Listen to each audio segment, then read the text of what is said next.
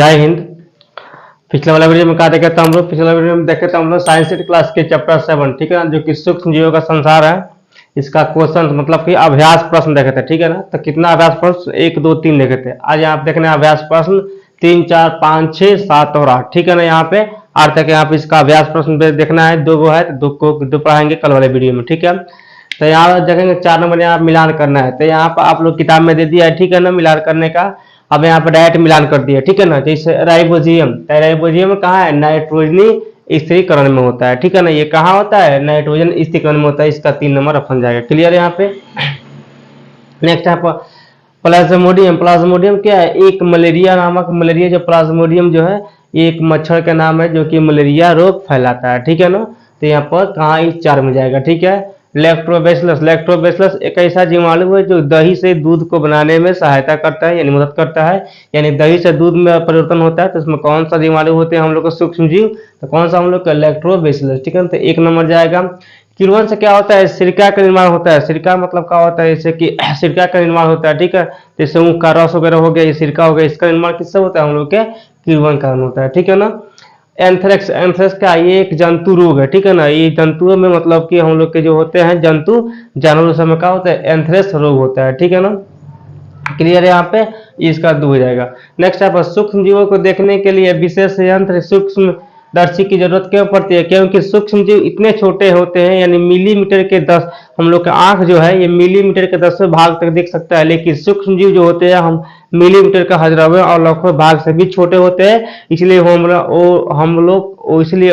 लोग को अपनी नंगे, इसलिए हम लोग उसे अपनी नंगे आंखों से नहीं देख सकते हैं। इसीलिए सूक्ष्म जीव को देखने के लिए एक विशेष यंत्र का उपयोग किया जाता है। इसे क्या बोलते हैं हम लोग, सूक्ष्मदर्शी बोलते हैं, ठीक है। इसलिए कैसे सूक्ष्मदर्शी कहते हैं। यहाँ पर सूक्ष्म जीव क्या होते हैं, बहुत छोटे होते हैं, जो हमारे नंगी आंखों से दिखाई नहीं देते हैं, ठीक है ना। अब नंगी आंखों से दिखाई नहीं देते हैं, ठीक है ना। यहाँ पर सॉरी, यहाँ पर क्या हम लोग को नहीं देते हैं, ठीक है ना, नंगी आंखों से दिखाई नहीं देते हैं। इसलिए सूक्ष्म जीवों को देखने के लिए सूक्ष्मदर्शी का जरूरत पड़ती है, या सूक्ष्मदर्शी का हम लोग उपयोग करते हैं, क्लियर। यहाँ पे सूक्ष्म जीव हमारे मित्र है भी है, क्यों, तो सूक्ष्म जीव हमारे मित्र है। कुछ सूक्ष्म जीव है जो कि हम लोग का मित्र है, कुछ शत्रु भी है। यानी जो हम लोग को बीमारी फैलाते हैं वो क्या हम लोग का शत्रु है, जो हम लोग के हानिकार मतलब कि लाभदायक होते हैं, लाभकारी होते हैं खाने से, वो क्या हम लोग के मित्र है। जैसे कि दही में लैक्टोबैसिलस होता है, तो उसको खाने से क्या हम लोग के लाभदायक है। पावरोटी हो गया, हम लोग के सैंडविच हो गया, केक हो गया, ये सब में जो भी सूक्ष्म जीव होते हैं क्या होता है, हम लोग के फायदेमंद होते हैं, हम लोग के मित्र होते हैं, ठीक है ना। तो कुछ सूक्ष्म जीव है, सूक्ष्म जीव है जो हम लोगों के मित्र है, क्योंकि उससे हम लोगों को कोई हानि नहीं पहुंचता है, जैसे लैक्टोबैसिलस, ठीक है ना। तो जो हम लोग के हानि नहीं पहुंचाते हैं सूक्ष्म जीव, वो हम लोग के मित्र है, जो हानि पहुंचाते हैं वो हम लोग के शत्रु है, क्लियर है यहाँ पे।